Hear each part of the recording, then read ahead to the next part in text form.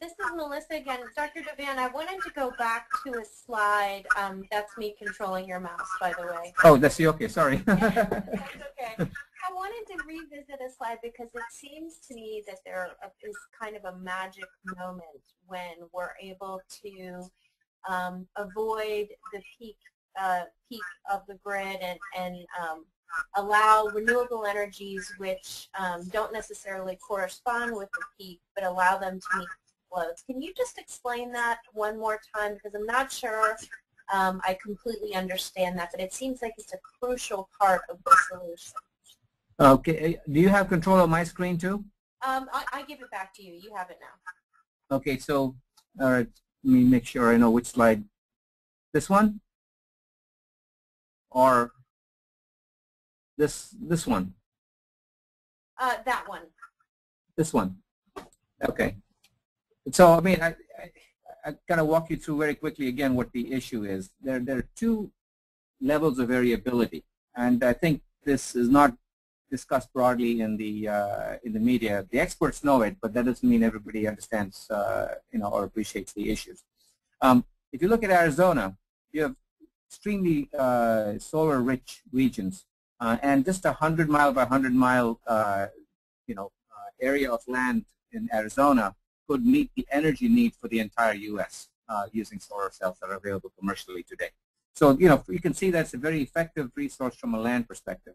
Okay, but the problem is that this is very far away from, from Atlanta and from New York and from everywhere else where, you want to be able to use the energy. So that's one level of variability that you need to now build lots of transmission lines to be able to get the energy from point A to point B. Again, transmission lines have their own idiosyncrasies. You can't take existing transmission lines and run them over very long distances without converting it to DC transmission, and that adds significantly higher cost, once again. So it's other issues to kind of worry about. So that's one level of variability. The other one is the time at which solar energy is available, and the fact that on a cloudy day it may not be available at all. And the same thing with wind. On a day when it's not blowing, it will not be available at all. How do you meet the energy requirements that you have? If you work on conventional principles, which is electricity is an entitlement. You walk into your house and you turn on the light, and you don't have to negotiate with anybody. You expect the lights to come on, okay? And at that time, if the wind's not blowing, now what do you do?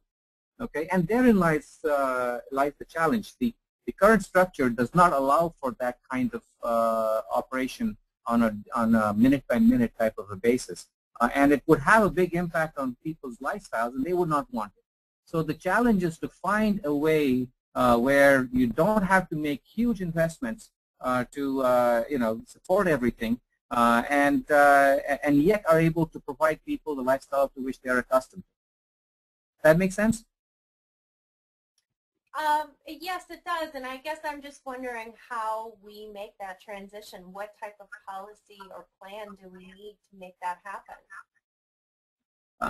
I think the technologies are pretty much all there, okay? And I think the question is if the utility has to, put their system, in place to be the same regulated environment that we currently have, then for every megawatt of solar plant that they put in, they have to put in, close to that in terms of natural gas plant or something else to take up the load when the solar is not there. Okay, and therein lies the challenge. I mean, so you end up having to make very high level of investment to address the variability, and the cost of electricity goes up very dramatically as a result of those things. Okay, thank you. Is there anybody else who'd like to ask a question? No? Okay, well with that, we'd like to thank everyone for participating. We will record this and make it available to you. We'll send you an email with a link when the file is ready. And we appreciate your time and hope you have a wonderful rest of your day. Melissa, what's one thing to add here? If somebody is interested, on the first slide I've got my email address. Okay. So if somebody thinks of additional questions, welcome to shoot it to us and we'll try to respond. Excellent. And Dr. We'll leave Divan, I would just mention to everyone that we are going to work with you, and if others are interested, contact you directly or contact Melissa Baldwin or myself, Susan Glickman, because we are going to look at these ideas and other new ideas that are coming forward that really need to sort of integrate with policy. I think it's always a bit of a challenge to kind of bring the science and bring the technology sort of into a practical policy conversation. So there are a number of us that are very interested in that. So if someone listens to the presentation and feels like they've got a way to contribute and is interested, please do get a hold of us so we can all be working together to bring these exciting issues. I thank you, Dr. Divan, for taking your time and giving us what really is a hopeful message, and I couldn't agree more that there's an imperative for us to sort of paint a vision of how we get there in a practical, economically viable way. So I appreciate your sharing. And just one more time, if anyone has a quick question or a quick comment before we all sign off. Melissa, do people have to type you a question, or do you have the microphones off?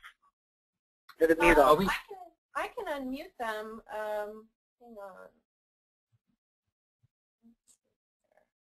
Muted.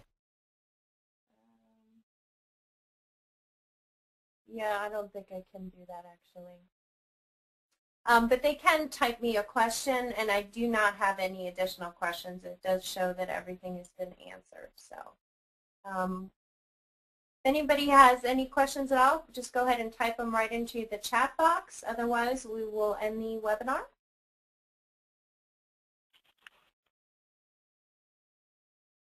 Thanks so much, Melissa. All right, thanks everybody for your time. Remember, you can email Dr. Divan at the email address on this page. And we thank you for joining us and hope you have a great day.